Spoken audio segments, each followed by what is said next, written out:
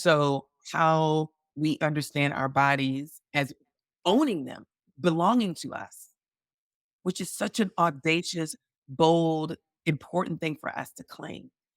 It pushes back against so much of our history in this country. So then it stands to reason that when you have all of these messages, whether you're conscious to them or not, when it comes to you feeling at home inside of your body and embracing all the ways that your body will change, it's clear to me why it could be confusing. Hello, beautiful people, and welcome to Spiritually Fly. I'm your host and your guide, Faith Hunter. By listening or watching this podcast, you are taking steps to rebuild your life, learn ways to courageously live out your dreams, or maybe you're here to unlock your potential. You know why you are here. So let's drop into the power of self-healing and step into a place of self-care. Along the way, I'll provide you with science-based yet spiritually grounded practices that will enhance your life and elevate your soul. Hello, beautiful people, and welcome to the Spiritually Fly podcast. My name is Faith Hunter. I'm your host and your guide, and this is episode number 14. For today's episode, we are talking all about the lady parts. Well, I'm going to say the old lady parts, but it's really not the old lady parts. We are talking about menopause. And I have the opportunity to interview Omi Sade Burney-Scott. Now, I met this dynamic, amazing, powerful goddess many, many years ago at a Black health conference. And I just absolutely loved her vibration, loved her energy. And I wanted to talk menopause because I'm going to be really transparent right now. And I talk about this in my episode, but I'm 52 years old. I know, right? 52, boo, 52. I'm 52 years old. And I just want to talk about things that are also not just relevant in culture. I mean, you guys know I love music, not just things that are really about health, wellness, lifestyle, all of those sweet things. But I also want to talk about the power of women's health and what does it mean to live a dynamically once you're over the age of 40, once you've probably started to move through perimenopause.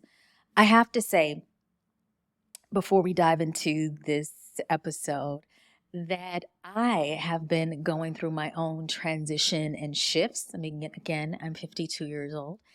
And as I creep into the next 30 days, because I am turning 53, I was like, I have to talk to somebody that's like me, but also that's probably like you, so that you can see there is another side to being over 40, over 50, or maybe into your 60s, and how that life can be filled with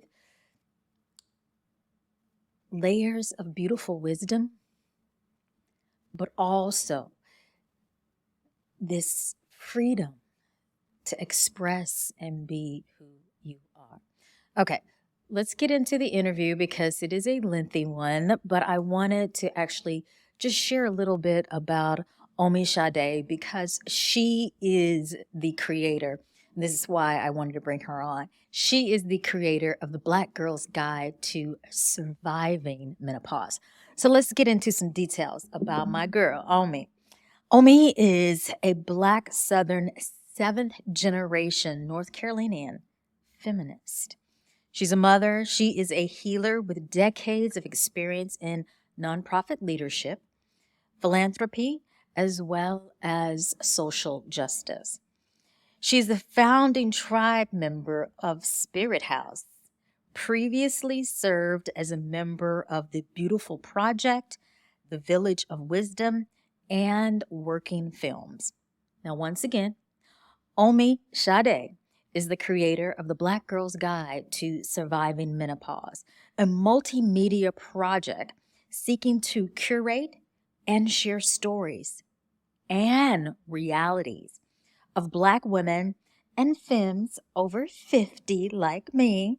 She is also a graduate of UNC-Chapel Hill, the proud mother of two amazing sons, and Omi resides in Durham, North Carolina. Beautiful people, I introduce you to Omi Sade Burney-Scott. Oh my goodness. Today is a good day because I get a chance to sit down, connect, chat to the beautiful Omi Sade. Oh my God. Omi Sade. Omi, can I just call you Omi? You can, because you actually been calling me Omi in my mind for about 6 years. So you just go ahead and call me Omi, it's fine. I mean, because we just found out before I press record that you know one of the most amazing creatives that I Yes, know. And yes, she's the one that kind of, I guess, introduced you to me. And she that's calls right. you Omi. And she does, Um, well, he did say, "Oh," but we're closer in age than people think we are, and that's because mm. melanin and black don't crack, that folk will be like, "Wait a minute, Faith Hunter is what?" Because when Ebony turned me on to you, she was like, "Big sis, I think y'all are not that far apart in age." And I was like, "That's impossible. I don't know what Yeah. you're talking about." And Yes. she was Yes. like, "No, it's true." And I was like, "So I'm absolutely going to start doing yoga with Faith because the vibrancy that you move with Mm, is ageless. And also, you have such a warm, sensual energy too. So I was like, I'm like, "Yes, let's do this. This is really important for everybody to experience." And I think in particular for those of us who are in our 40s and 50s and 60s, it's important to see people whose light is warm and open, and it's ageless. Like, I couldn't tell how old you were, yeah. honestly. Yeah. Yeah. So I'll spill the beans for people who don't know. I am 52 and I will be 53 in a few months. I turn 53 in September. Listen, it's Yeah. yes. Black don't crack. Listen, it can flag though. This is why you need to do some yoga with faith. It can Absolutely. be tired, get fatigued, it can feel like it's not, being treated the way it deserves to be treated. So, Absolutely. yeah, yeah. Absolutely. Amen. Well, the one thing that I always ask when I'm interviewing people is, and it's the first thing, Mm, how does God speak to or through you? mm. God and I have so many conversations. Um, I'm an extrasensory person, so walk with me for a moment, Mm, okay? God speaks to me through my dreams. Very long, intense conversation in my dreams, especially when I've been grappling with something in my consciousness and can't figure out like what I really believe I can do, should do, know I should do. And God like comes to my dreams and it's like, you actually already know. And I'm just like, I know. And then we have a whole discourse that way. God speaks to me through my ancestors. Um, have a very vibrant, active relationship with my ancestors. We are always in community, always communicating, always celebrating, crying, being raw and real with them in a way where I could just be like, I'm your child, so you know who I am. I'm about to stretch out and act a fool in front of this shrine. And they're like, yeah, give it to me. Or if I'm excited like a little kid, they're like, look at you. Aren't you happy? I'm like, I'm so happy. So God speaks to me through my ancestors. God speaks to me through music. mm, I feel like sometimes, like, God is like, I feel like today, Omi's playlist should include Sam Cooke, Nancy Wilson, Nina Simone, and then that's what I'll be on a vibe with all day. And God's like, it's almost like God is like holding me with that music. Or sometimes God is like, you know what, we need to take it back to 1985. We need hip hop all day. So then we all do that too. Like God is my DJ. God is my DJ. And God knows what oh, moves me, holds me, soothes me, motivates me, turns me on, all the Yeah. things. And I also think that God speaks to me through nature. Like, I live in North Carolina, and where I live, I can get to a river in less than 10 minutes. I can get to the ocean in about 3.5 hours. I can get to the mountains in about 3.5, 4 hours. So, like, if I need to access nature, it's all around me. I can go out my backyard, walk down to the tree line, and just stand there and have a conversation. Like, I just feel like nature, God's ever present in nature, and the birds that sit out in front of my house. We got like a bunch of cardinals in our backyard and bluebirds, and they Oh. flirt. They flirt. And so I feel like that's God being like, anybody out here on this in Hey. this house that you own. I'm like, you know what? You are right. That is pretty. And the very last thing I would say is that God speaks to me through my relationships. My family, I have 2 beautiful children. My boys, I know God speaks to them all the time, all the time. What are their My s ages? 31 and 14 and a half. Mhm. Wow. And the way that God speaks love and humanity and kindness through these boys, I'm just overwhelmed with so much love every single time. And I'm really blessed to have, like, a good girlfriend circle. That girlfriends, Those are those important. girlfriends. Honey, I said to somebody, I said, I've been married once, partnered once, I've had several love affairs, but my girlfriends have held me in a way that it's hard for folks to understand sometimes. I think Black women know that. Like, our Yes. girlfriends hold us down, Down. you know, Yes. heavy. And I know God be like waking my cousin up and then call your cousin right now. And I go, "Hey, cousin, what are you doing?" I'm like, whenever she says, "Hey, cousin," I'm like, "Uh-oh, uh-oh. FaceTime, we're gonna FaceTime," you know? Yeah. My girlfriend Erica, who's a Virgo like you, if I call Erica right now and say, "Erica, I'm not well. I need you to get here." She was like, "I am on my way." She Way. ain't asked me what's wrong. She's not asking me like, "I'm on girl, let me throw something in a bag, and I'm on my way." She's Mm. my youngest son's godmother, and my cousin Cheyenne, who's a Libra, is my oldest son's godmother. And I know that if anything ever happened to me, these 2 sisters, They've got them. what?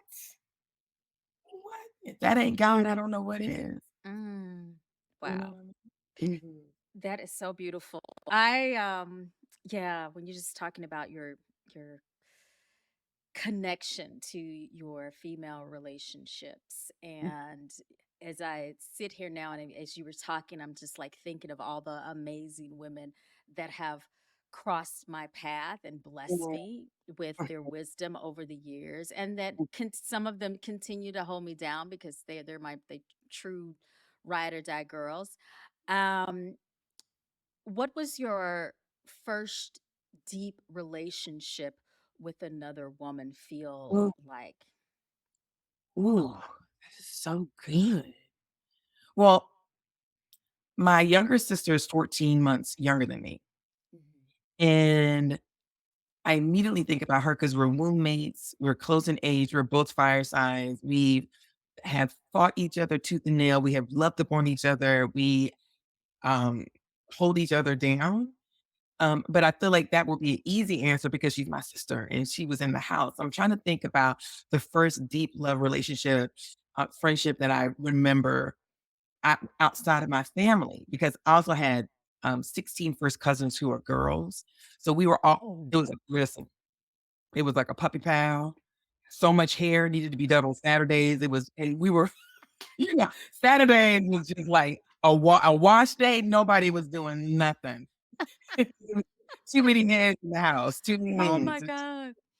But outside of my cousins who were my first friends, I think about my girlfriend Sandy. We met when we were in the 7th grade. We got our periods on the same day, on Halloween in 7th grade, 1979. She was the first girl I saw what I was like, I felt compelled by her. I was like, Mm. "What is her deal?" Like, she just looked so confident and, she was really pretty and smart, and I was like, "She's interesting," and then I was like, "She's definitely not gonna wanna be my friend." I was, like, feeling so ugly in the 7th grade, Lord have mercy. I got one of the worst of 3 bad haircuts I've ever had in my life. That one was the Is you know that bad haircut that yeah. takes forever to I grow bet you out. grow out forever. Yeah, yeah, yeah. Like, "Please grow out." And it's like, "You'll learn your lesson this time." She was I just was attracted to her light, and she's Mhm. still that way. We've been friends all this time. It's beautiful. We've Oh been my goodness. friends all this time. We've been friends through high school, college, my parents passing, my mom passing, my dad passing. Her dad passed away, the year before last, and all of us went, and she was just like, "I cannot even believe that y'all showed up." We were like, "Of course we would, Mhm. honey. Of course." It's those types of friendships, and we keep returning to each other as we have different lives, but we keep returning to each other because we love each other so much. Yeah, yeah. Mm, Oh, that's magical. That's magical. yeah. That first connection to a woman, like you said, that is kind of outside of your Yes, family, yes, is just like this powerful experience. That's it's so powerful. oh my gosh, And we were living in Maryland at the time, and my parents were going through a divorce, and we were moving back to North Carolina, and you would have the antics and the drama and the crying we did. Our parents were like, we're gonna keep coming to visit," and we shoulda got it was Oscar worthy. It was Oscar Oscar worthy. worthy. Oh my Mhm. goodness. Oh my goodness. Well, I want to dive into some of this amazing work that you do with women that are our age and older, and all about the menopause and the things. And yeah, so just kind of give me a little backstory on how you made your way into being an advocate and an advocate or an activist Sure, around women's health, because that's kind of how I view it. And sure. yeah, go for it. Yeah, well, that's good because that predates Black Girls Guide to Surviving Menopause. So I have been working in the area of social justice since 1995. So I've done, like, reproductive justice, voting rights, racial justice, gender justice, economic justice in a bunch of different organizations and community-based groups, and I also, worked for a foundation for a real short period of time. That was very interesting. And, I started, doing reproductive justice work about 15 years ago. So consulting work, helping people with curriculum, leadership development, and I also worked for a national reproductive justice organization, right before I went on sabbatical. And so that's always been a way that I kind of think about whatever the issue is like, how does this impact or affect us as Black folks? How do we know that? How do we learn more about that? How do we develop a stronger understanding, awareness, or political analysis of that?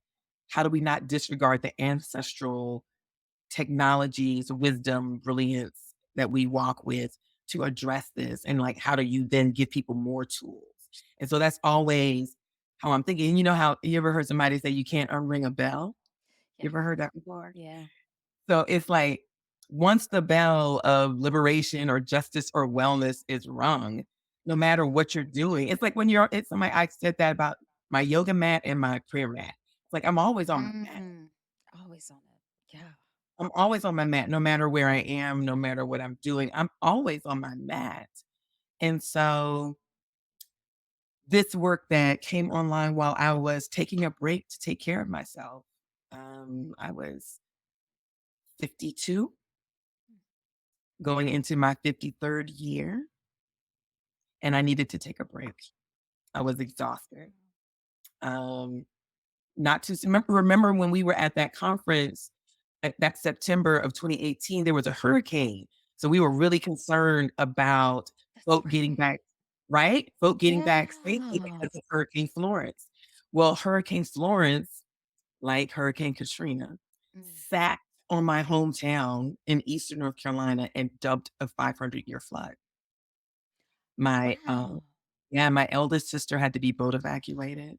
Oh my Um, gosh. 20 years older than I am. She's in her 70s. She had retired. She lost everything, Oh, everything. And we lost our first sibling, Mm, a month before that, my older brother transitioning. You kinda when your parents pass, you kind of expect that, and you also try to figure out ways to make peace with that. When your mhm. sibling passes, Yes. it's not only is it's just like, "Oh my goodness, wait a minute. You're not that old. Yep. What's going on?" And your own mortality come and sits on the bed beside you. It just gives you a different Absolutely. reality check again of the truth of what it Mhm. means to be human, you know? So by the time December rolled around, I had it, Faith. I was like, I can't, this is too much. I went home. I was helping with organizing, doing whatever recovery work we could do. I came back to work. I got fired from my job. Oh. I know now that I got liberated. And Mm. if I had not, if I had not lost that job, that was getting all of the good parts of my thinking, my creativity, and all those things, then I wouldn't have had the breath or Mm. the space or the sleep to think wildly and creatively more than I have since I was a kid. Oh. It's like art class when you were a kid and you had an apron and you were doing all kinds of things for the first time. You're like, I made a pinata today. I made macrame today. Like the excitement of that. Like I never published a zine before. You know what the heck I was doing? Oh. This sabbatical was not only a pathway to creating a space that's intergenerational and gives us the Mhm. space to talk about our understanding of our bodies and how our bodies change over time. But also as a creative space that Mhm. has um, allowed me to embrace being a creative more authentically and confidently. Um, to say I'm a writer, Yeah. um, to work with other creatives intergenerationally who are turning me on to so many things. And sometimes I'm like, I don't know what that is, but I surely want you to teach me. I'm super excited. Or I don't know what that is. I know what my aesthetic is. I love it. I want you to make that happen. You Ah. know, the- Yes. yeah. Yes. Oh my goodness. Oh my goodness. So before we jumped on, we were, I guess, in the spiritually fly green room chatting. And I I love told it. you I had something really interesting to share with you and that I would hold on to. You did. So, we all know, and everybody that I've been like hyping this up with know that I call you the menopause queen because I feel like you've like created this beautiful way to embrace Mm, menopause.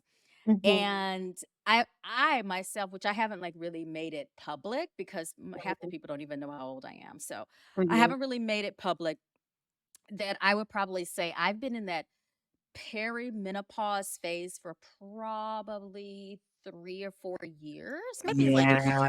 yeah, it was like right before the pandemic, right? Yeah. And Yeah. but it was really weird because I always kind of like I was like, well, I kind of know that I am because I really know my body and I know things Right. are shifting and changing and I can feel the fluctuation of my hormones.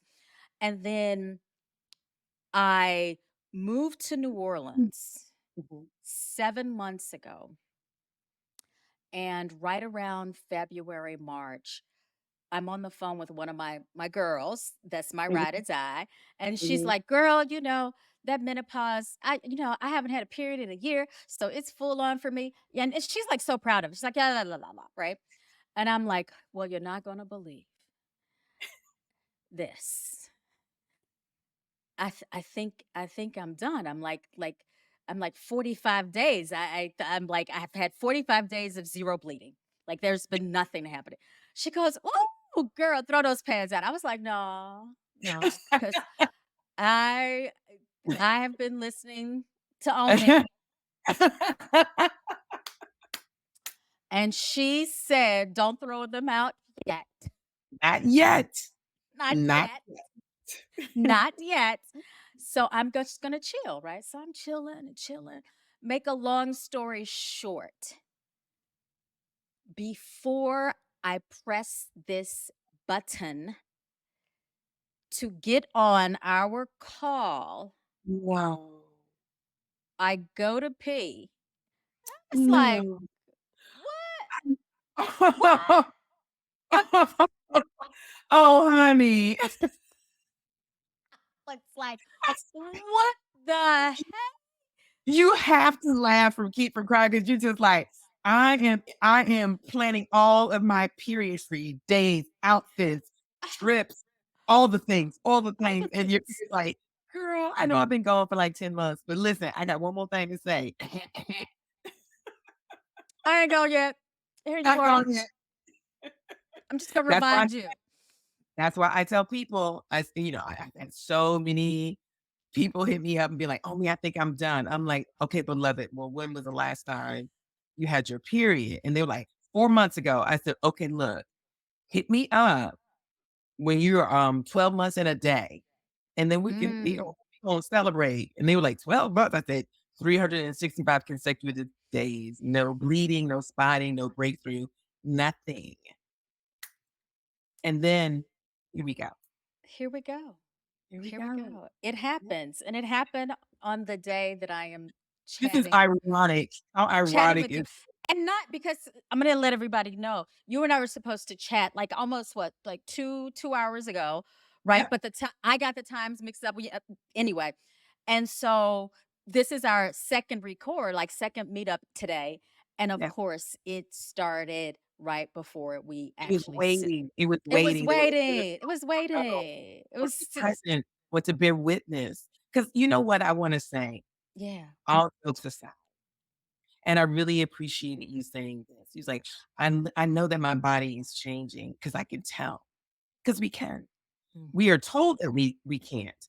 We are told that we're not experts of our bodies, but that is actually an untruth. That's a lie. Absolutely. You do know your body. And I Yeah. had a period for 33 years. So, if I had my period longer than I've been a mother, okay? So, and I know my child. I know that 31-year-old who is walking around in the world. I know them.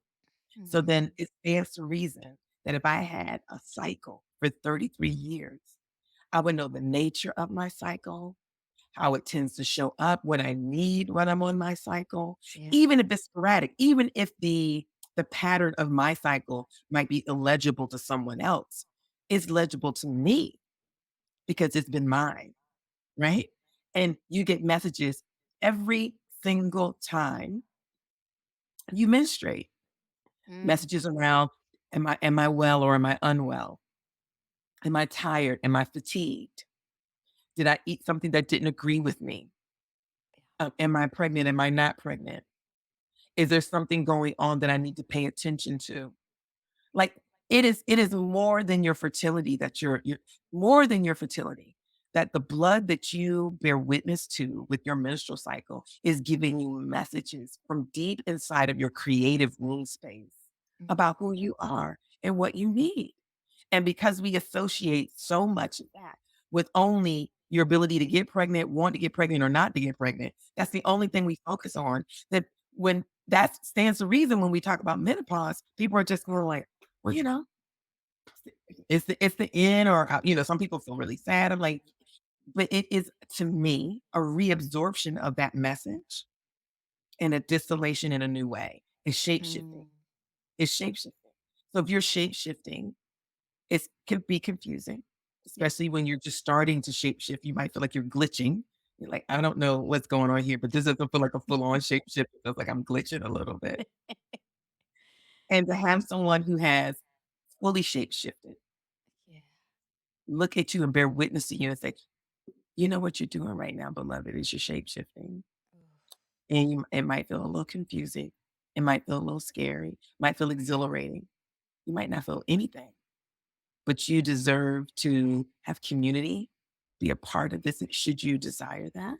You deserve your doctors and your care providers to be team whatever your name is. Mm. And you deserve to know that this is not the end, but it's a portal.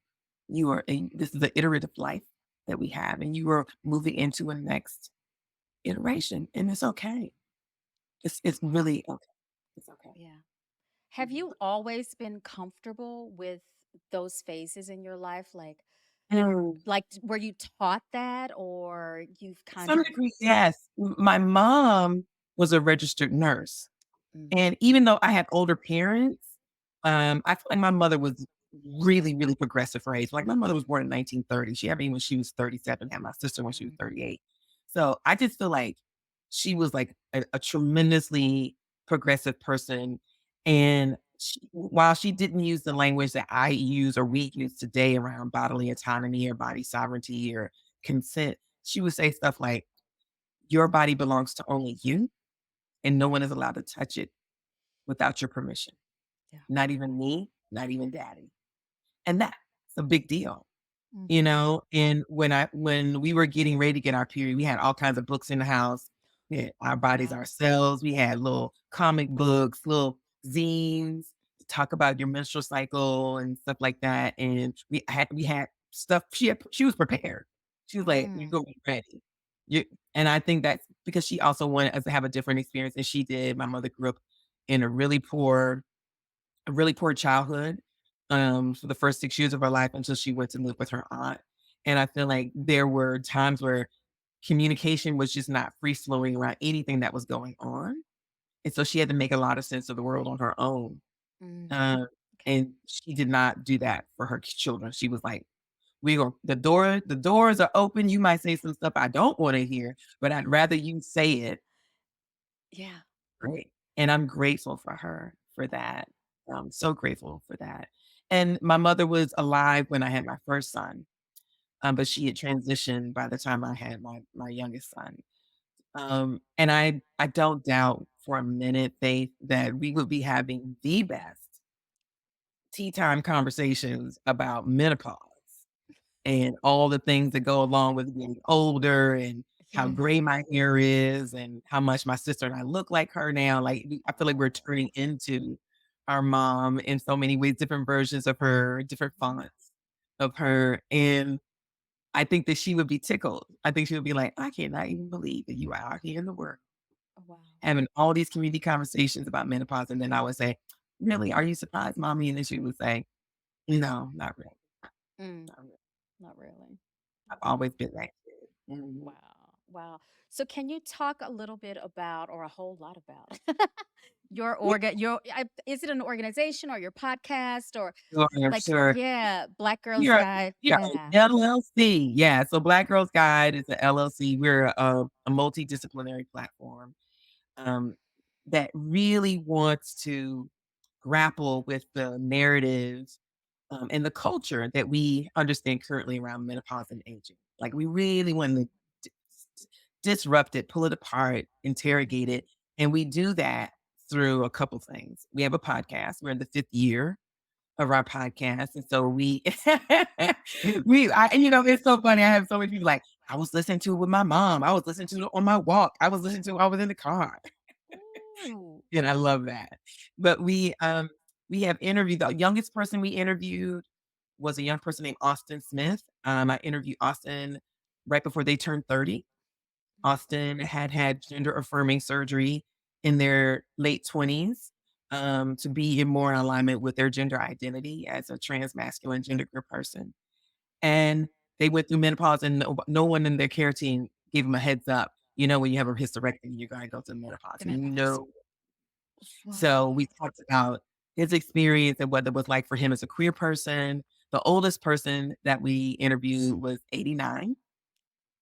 Dolores Mama D. Eaton, who was like a second mom to me. She was my oldest son's first grade teacher when we first moved to Durham. Oh. And we talked about, in retrospect, the messages she received about her body, born in Alabama, raised in Jim Crow South, and how it was communicated to her about what was going to happen to her body and what her reflections were. And then we also talked a little bit about bodily autonomy as an elder, as an older person, and how when you get older, there's an interesting way in which you are treated like a child, and that you don't that there's a concern or an assumption that cognitively you can't make any decisions about Yeah. your health, where you live, because you're feeble-minded because you're older. Mhm, And mhm. she oof, they used to kiss her all the way off. And she would be like, "Omi, you know, I lit that doctor up." I said, "I do not have dementia. I do not have Alzheimer's. I have my full faculties, and you will not speak to me like I'm a child." I said, "Ooh, Mama D, I know you got him." She said, "I got him straight." So I was the bookends of those generations and everyone in between, 'cause menopause has a typical life cycle in a person. Mhm. Usually, you don't hit it until you're in your 40s. But then they're unique individual circumstances that let us know that people experience menopause at a lot of different ages for a lot of different reasons and a lot of different circumstances. And every time it happens, people are not feeling like they're prepared. And if you also happen to be Black, if you also happen to be queer, if you also happen to be neurodivergent, if you also have all the things that make us intersectional human Mhm. beings, if any of those things are at play, it can complicate or trouble what you're already experiencing. And so we wanted to be able to do that. So we do that through the podcast. We also host intergenerational gatherings where we get people together in person Wow. and we eat good food and we talk about it. And it's not even just a it's not a specific menopause conversation. It's a specific body-centered conversation. And we Mm. talk about our relationship to our body and when we feel safe, when we haven't felt safe, assumptions we made about ourselves, when we are creative, what play looks like, what pleasure looks like. And so everybody, no matter their age, whether they're 27 or 57 or 87, everybody gets to answer the same question Mm. because we're all still grappling with the same questions. The assumption is that if you're younger, you don't know enough, or if you're older, you know it all. And those aren't accurate. Yeah. Those aren't accurate. Those are huge ageist assumptions on both ends. And then we decided that we would publish a zine. It's called Messages from the Menopausal Multiverse. And the first one came online right after George Floyd was murdered. So remember when you asked me, Omi, when does God talk to you? Mhm. God was yelling at me um, right after we got the news about George Floyd and Breonna Taylor, Mhm. and basically was like, you need to make an offering for the menopausal multiverse. You all have there's wisdom and love and medicine that your community needs right now from that multiverse. Go get it, make it pretty, make it accessible, and give it to your people. And I say, Mm. okay, I'm on it. And so the first zine we put together is like a collage after collage with the different elements, with the different 4 different cardinal signs as guideposts, with poetry, with, the faces of Octavia Butler and June Jordan and Toni Mhm. Morrison, giving us hope, giving, Audre Lorde, giving us, encouragement, reminding us that we know how to keep each other safe, that we know what love is. And so we did it again in 2021 to talk about mothering and how mothering is not dependent on you physically being a mother or having given birth, and that we Absolutely. mother each other. We mother each other in our friendships, in our Mhm. relationships. We mother ourselves.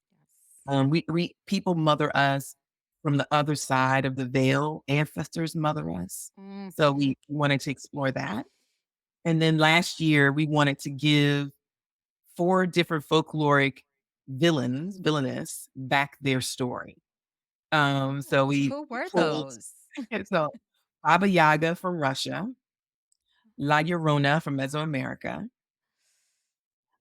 Bibi the Elder from,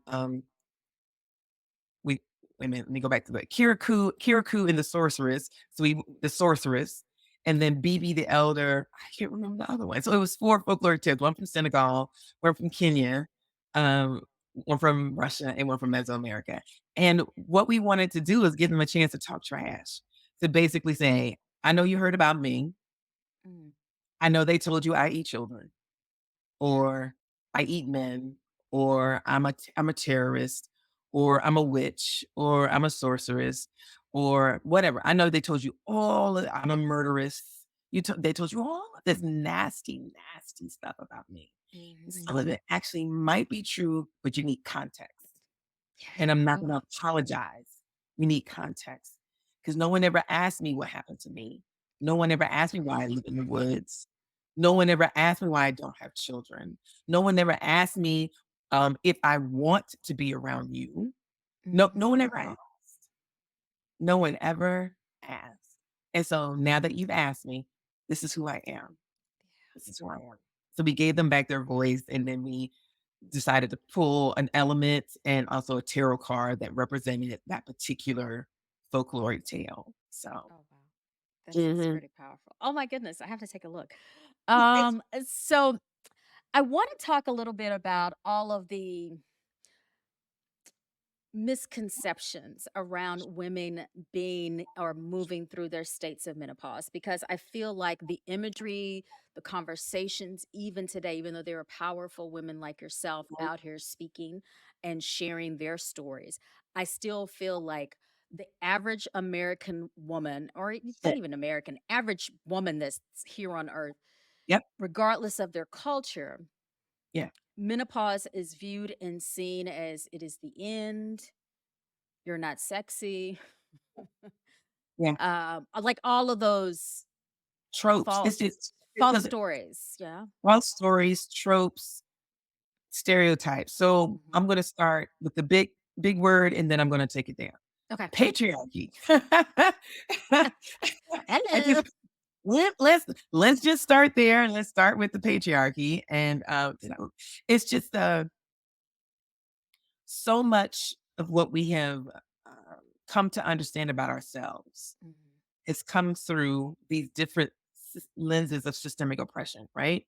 Especially for Black people, Indigenous people, other people of color. Um, so our understanding of our bodies, I'll speak for myself as a Black woman. I recognize that my understanding of my body and then my mother's understanding, her mother, her grandmother, her great-great-grandmother came from very much a Black Southern lens, which then also came through our experience of being enslaved people.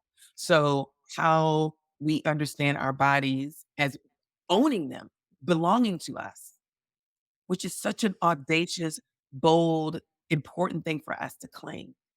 It pushes back against so much of our history in this country. You don't own anything. You don't own your body. You are not safe in your body. Your children are not safe in your home. None of these things. And then once we were actually not enslaved, we still didn't feel safe. There's so many ways in which we still do not feel safe as Black people in the community. I watched a IG live earlier today. It's a sister who's a comedian and her son, who's 22, got pulled over in their neighborhood because he rolled through a stop sign. And there were it was late at night. He had gone to the store to get something to eat. He was on his way back and he called his mom and he said, "Mommy, do I have the insurance card?" And she was like, "Why?" He's like, "I got pulled over." She said, "Where are you?" He said, "I'm in the neighborhood, but there's the cops, there's 2 cop cars." So she said, "I'm on my way." So she drove up and she's like, I'm here." She said, "Why did they need 2 squad cars?" Right. And so for people who have not experienced the unrelenting movie horror show that we have been watching for generations. I'm not just Mhm. talking about Instagram or YouTube or the news. That we have been bearing witness to for hundreds of years of your body not being safe, your body being snatched, your body being physically harmed, your body being unalive. Yep. So then it stands to reason that when you have all of these messages, whether you're conscious to them or not, when it comes to you feeling at home inside of your body and embracing all the ways that your body will change, it's clear to me why it could be confusing. And then also pop culture.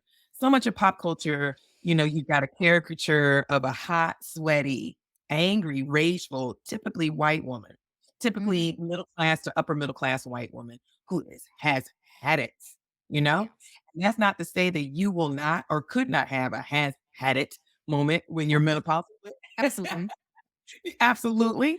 Yeah, that is not the full extent of who you are. Mhm. That's not the full extent of your personality. That's not the full extent of what's gonna happen for you after that moment is over, is it? No, absolutely not. So, we want to debunk these myths And but the first way to do it is just to simply tell stories. You know, I would want to hear your story. I would want to share my story. We would listen to other people's stories because that's the first place where you can kind of settle into your body. Listening to a story is such a beautiful exchange, Mm. such a beautiful energy exchange where you can settle into your body and lean into that person telling their story. And you're like, oh, that resonates. Ooh, yes, I know that. Or, ooh, now wait a minute. I never heard of that before. Break that down. Slow down for me. I want to walk with you, but that's new. I don't know that. So the story is such a potent way to connect us to ourselves and to other people. And then you can move that story, you hold on to it, and you can weave it into a deeper political analysis, holding on to the story, don't let the story go. And then you can weave it into any advocacy work you want to do, and you keep holding it. Because when you get to policy work, sometimes we get erased in that moment. Like the Mm. stories, the humanity, the people gets invisibilized. And I'm like, nope, nope, nope, nope. We're gonna wrap it up and we're going to frame it in that story. We're going to frame the research. We're going to frame the support. We're going to frame the survey. It has to be grounded in the humanity of the people who are experiencing it. Right. So we just do that. We just give people access to their own story, to other people's stories, to good information, education, good reminders, some joy, because joy is revolutionary, opportunities to laugh, move your body, dance, listen to good music, eat good food together. You know? Yeah. Yeah. Wow. It's really interesting in just kind of like my own path of stepping into my next step of womanhood, right? Mhm. That over the past couple of years, I have taken even more time to pause and Well, you mentioned earlier about the mothering of yourself, like the it mothering of yourself and the care. I mean, I was always just relatively, as one of my friends would say, completely obsessed with body oils and like lavenders. Like that's like one of my I know you things. people are so judgy from me because I am a walkie talkie body oil person. So My girl, she stayed with me for a while during the pandemic and she was like, bitch, like, that's really? how many oils do you have? How many? Oh my gosh. Just like Faith will And come out of still the shower. Yeah. She's like, Faith will come out listen, of the shower and she's been in there, like whatever. And she's like, she comes out just glistening. that's I'm right. like, That's I'm melanin like, popping. Woo. yes. I'm like, that is what I do for myself. That's the love and the self-care that I do for myself. It makes me feel so delicious. Like I I'm think literally, that's you can, I could taste it. Like that's my thing. That's my jam. That's one of my jams. But I'm really curious, what are some of the things that you do mm, to love upon yourself and to mother yourself and to cradle yourself and to hold yourself on a regular basis, on a well, daily basis, because the daily actions are the ones yeah. that are, I feel like, are most powerful. The thing that I will say that I do on a daily basis that I'm glad I do is I do a body scan. I always do a body scan.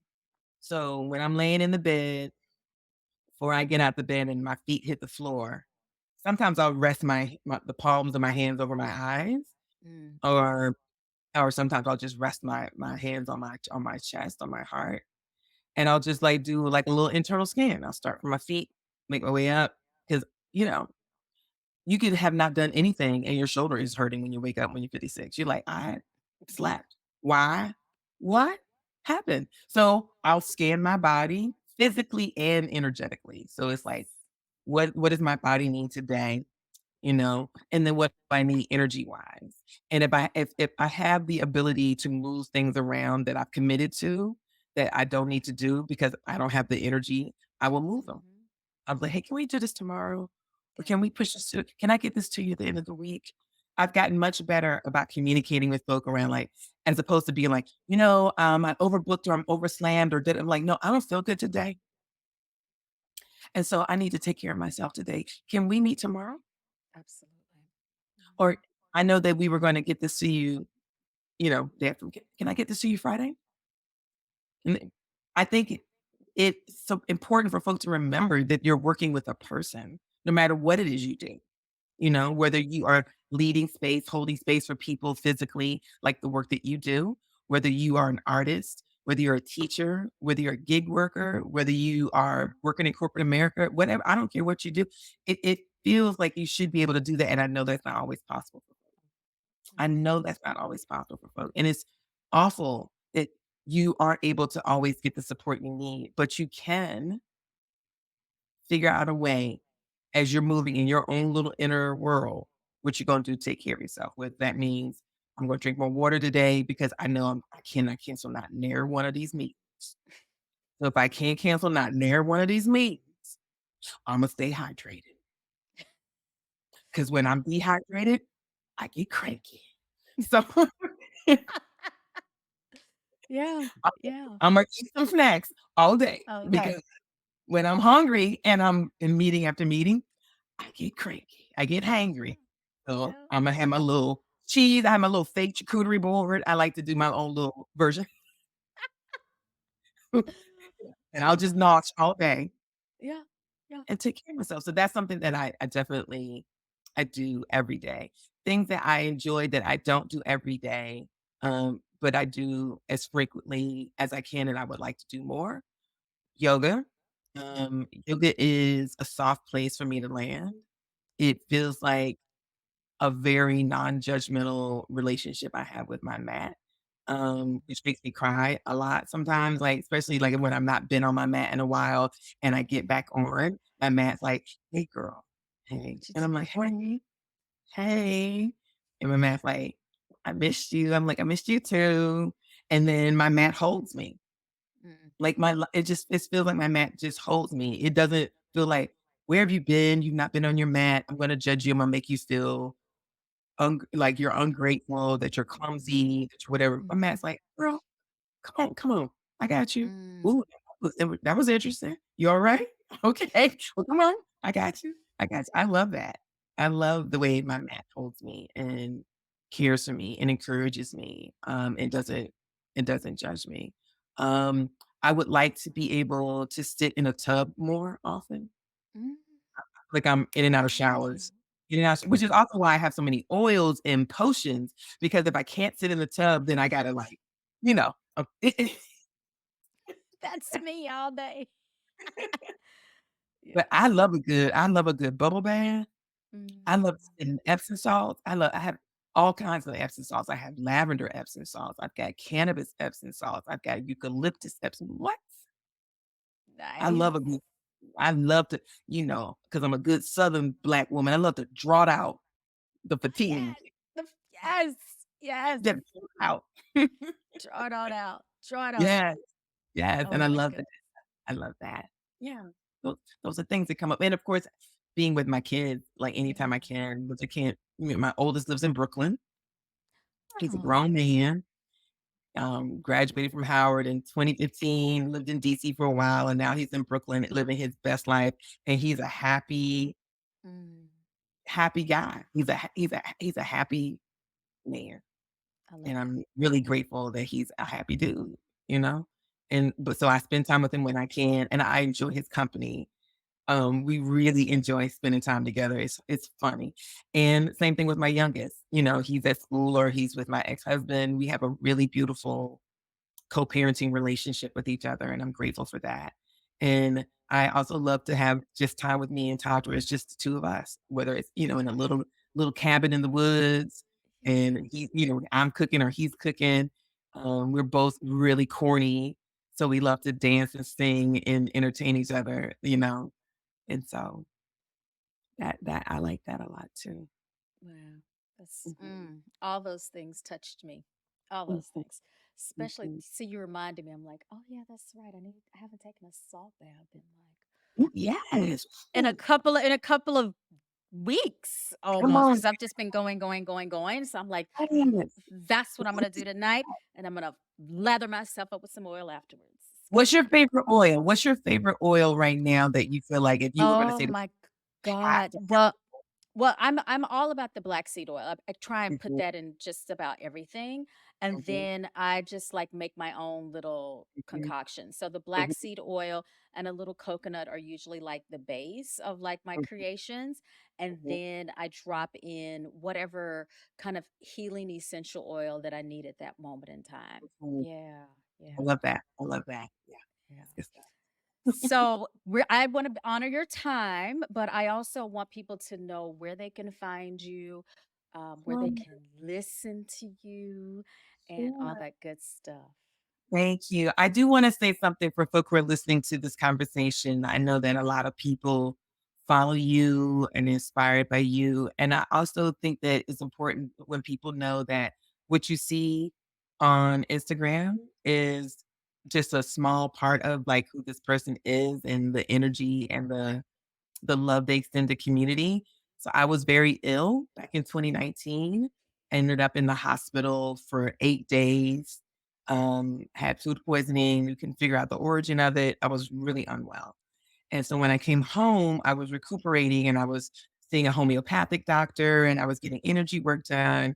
And I DM'd Faith. Now I had met Faith in 2018 at that conference we were talking about, and we had gotten um, these really fun yoga mats from her, and Taj and I started doing yoga together on the yoga mats that we got in 2018.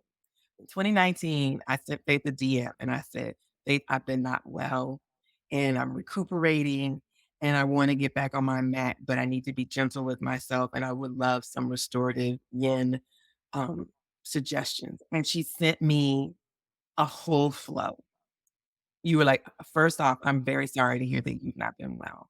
Second off, you should definitely be easy with yourself and gentle with yourself. And here's a soft restorative flow." And didn't it didn't cost you nothing. You didn't have to do that.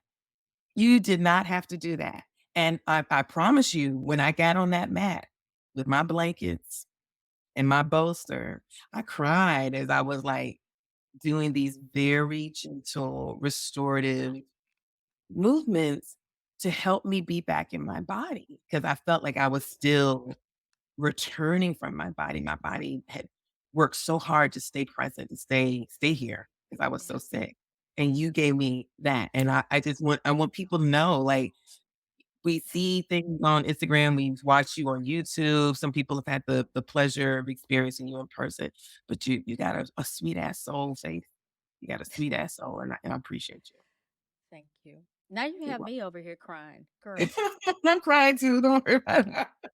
That meant a lot to me. That meant a lot because I was feeling like, "Ooh wee, I feel bad. I feel so bad." And I told Ebony, I said, "I reached out to Faith, and she sent me a flow." She said, "Of course she did. Of course she did." Mhm, mhm. Yes, yes. Oh, wow. Thank you for sharing that story with people. You're Oh my welcome. God. I didn't know you were going to do that. You're I didn't know you were going to do that. Okay. Now, how mhm. can they find you? Oh, yeah, I forgot. I'm sorry. I'm sitting here crying and rocking. Y'all should see us. We're sitting here doing Oh rock. my God. Oh my God. Yeah, yeah, yeah, yeah, yeah. Well, you can follow, Black Girl's Guide to Surviving Menopause. You can find us through our website, www.blackgirlsguidetosurvivingmenopause.com. You can also follow us on Instagram. We're at Black Girls Guide to Menopause on IG or Black Girls Guide to Surviving Menopause on Facebook. Yeah. So yeah. And you can listen to the podcast anywhere you listen to your podcast. We have a real fun episode from our trip to the UK. So you can hear what it was like when we were in London and St. Leonard's. And we'll be Yeah. dropping our Harlem episode. Harlem Ooh. episode. Yeah, yeah, yeah. Yeah. Oh my goodness. Well, when are You you know, coming it's to a New conversation we Orleans? make crying, huh? I said, when are you coming to New Orleans? Apparently next year because you're the now 7th person who's asked me when we're coming to New Orleans. All right. And that's what it is. That's what it is. So Cali's on the list, New Orleans on the list. Yeah, I'm here. I'm trying to bring as many people as I possibly can to this city. And I know because this is whole if I'm not mistaken, I think that if you are a priestess. I am. Yes. I'm a priest of Oshun. I'm a priest of Oshun and a Ah, priest of Egungun, which are the ancestors. Yes, I yes. am. Yeah, I've been a that's priest for 10 years. yeah. Mhm. Do you have 5 minutes? I do have 5 minutes. I thought we were ending, but we're gonna talk about this for a quick minute. Sure. Um, yeah, just anything that you'd like to share around that and Sure. So I started practicing, African traditional religion in the '90s. Mhm. Um, it's probably right about the same time I started working in nonprofits and doing social justice work. It feels like I was trying to seek out, a divine path, a spiritual practice that was more in alignment with who I am culturally, and Mhm. that led me to want to learn more about, um Ifa, Akan, ancient Kemet. I was just like, I wanna All of figure it. out what makes the most sense for me. And where I landed was with Yoruba. I practice, a more traditional Ishishe, branch of the tradition. A lot of people are familiar with Lukumi or with Santeria or Mhm. Candomblé. They're all branches of the same tradition that was born, in West Africa, in Southwest Nigeria, and Benin, and it traveled with us Mhm. as a result of the transatlantic slave trade. And so when the tradition landed in South America and in Brazil, it took on a different shape, but at its core, it's still the same. When it traveled across the Caribbean, Jamaica and Trinidad and Cuba, again, Puerto Rico, Dominican Republic, it took a different shape, but at its core, it is the same. Same.